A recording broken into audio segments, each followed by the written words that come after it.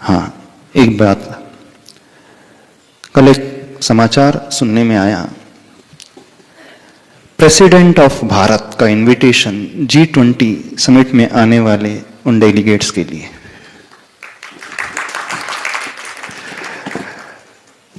आचार्य भगवान की ये दूरदृष्टि है। आचार्य भगवान के मन में जो जो विचार आए वो आज पूरे भारत में इंप्लीमेंट होते नजर आ रहे हैं। आचार्य गुरुवर विद्यासागर महाराज जी एक महान आचार्य हैं।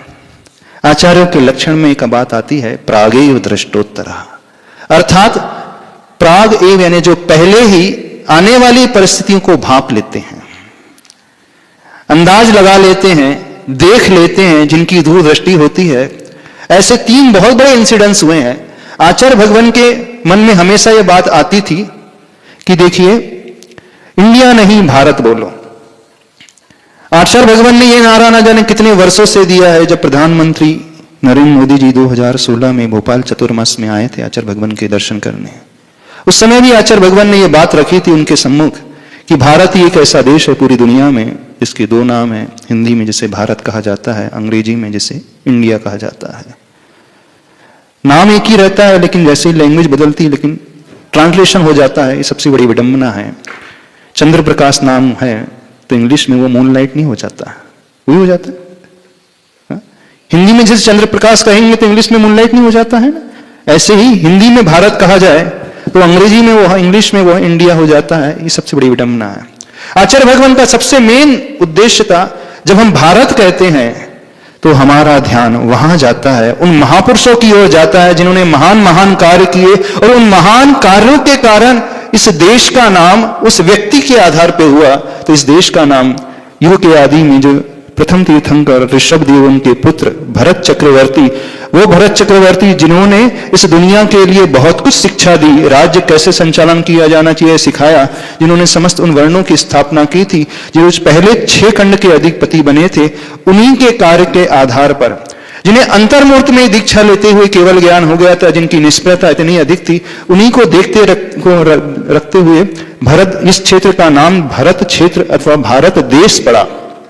तो आचार्य भगवान हमेशा कहते हैं, जब हम भारत कहते हैं तो हमारा सीधा जुड़ाव उन महापुरुषों के महान कार्यों की ओर रह जाता है, और हमारा जो स्वर्णिम इतिहास है, हमें उस पर स्वाभिमान प्रकट होने लगता है कि देखो, हम उस देश को बिलोंग करते हैं जहां ऐसे ऐसे महापुरुष हुए, उन्होंने अपने लिए जीवन नहीं जिया बल्कि प्रजा के लिए, जनता के लिए जीवन दिया। दूसरी बात आचार्य भगवान के मन में हमेशा आती थी भारत की एजुकेशन पॉलिसी को लेकर के, शिक्षा नीति को लेकर के। आचार्य भगवान कहते थे, इस देश में, अभी भी कहते हैं, इस देश में जो शिक्षा का माध्यम है वह इस देश की मातृभाषा में ही होना चाहिए। देश की मातृभाषा हिंदी है तो हिंदी में, अथवा जहां राज्य है, जिस राज्य की जो राज्य भाषा है, कर्नाटक है तो कन्नड़ में होना चाहिए, तमिलनाडु है तो तमिल में शिक्षा होना चाहिए, केरल है तो वहां की भाषा है, आंध्रा है तो तेलुगु है, महाराष्ट्र है तो मराठी है, गुजरात है तो गुजराती है, ताकि जो बच्चे हैं, बच्चे जो ग्रोइंग फेज में होते हैं, जो भाषा अपने घर में माता पिता के साथ प्रयोग में लाते हैं, उसी भाषा में उनके विचार उत्पन्न होते हैं, उसी की भाषा में वो कुछ टैलेंट के माध्यम से कुछ क्रिएटिव कर सकते हैं। सपने जैसे हमें हमारी ही भाषा में आते हैं, किसी को भी सपने अंग्रेजी भाषा में नहीं आते। तो आचार्य भगवान कहते थे कि शिक्षा नीति ऐसी बनना चाहिए कि कम से कम हायर सेकेंडरी तक तो मातृभाषा में शिक्षा होना चाहिए।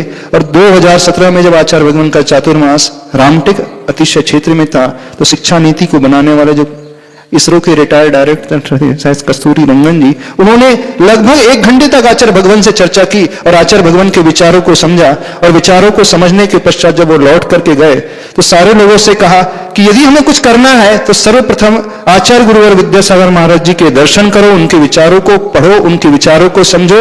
एक संत है, वीतरागी संत है, लेकिन राष्ट्र की इतनी चिंता करता है। उन्हीं आचार्य भगवान के चिंतन स्वरूप उनके दिमाग में ये बात आई और उन्होंने नई शिक्षा नीति लागू की। हर राज्य में अपनी मातृभाषा में कम से कम 10th तक तो इंप्लीमेंट होने वाली है। और मध्य प्रदेश में तो MBBS की पढ़ाई भी अब हिंदी भाषा में हो गई। तीसरी बात आचार्य भगवान के हृदय में जनरेट हुई थी, रोजगार को देना है यहाँ की गरीब जनता को, और वो रोजगार सबसे अच्छा माध्यम है हथकरघा। तो आचार्य भगवान ने अपने उपदेश के माध्यम से पूरे भारत में हथकरघा योजनाएं प्रारंभ की। तिहाड़ जैसे जेल में भी जहां खूंखार कैदी रहते हैं, सागर जैसे जेल में, मध्य प्रदेश के कई जेलों में, बनारस के जेल में, वहां पर हथकरघा की योजना चालू की। छत्तीसगढ़ के एरिया में जहां आदिवासी लोग रहते हैं, आदिवासी महिलाएं जो जीवन यापन नहीं करती हैं, वो भी हथकरघा से जुड़ करके आज स्वरोजगार को प्राप्त करते हुए अपने परिवार का बहुत अच्छे से संचालन कर रहे हैं अहिंसक पद्धति से। तो वही बात नरेंद्र मोदी जी ने पूरे देश में लागू की कि हथकरघा का प्रचार प्रसार वहां पर बढ़ गया। तो आचार्य भगवान के हृदय में 3 बातें आई थी, शिक्षा नीति को लेकर के, स्वरोजगार हथकरघा को लेकर के, और इंडिया नहीं भारत बोलो को लेकर के। और हम देख रहे हैं आचार्य भगवान का सपना अब पूरा होता हुआ नजर आ रहा है। तो भारत के राष्ट्रपति ने जो इन्विटेशन कार्ड, आमंत्रण पत्र जारी किया है, उसमें लिखा है गवर्नमेंट प्रेसिडेंट ऑफ भारत।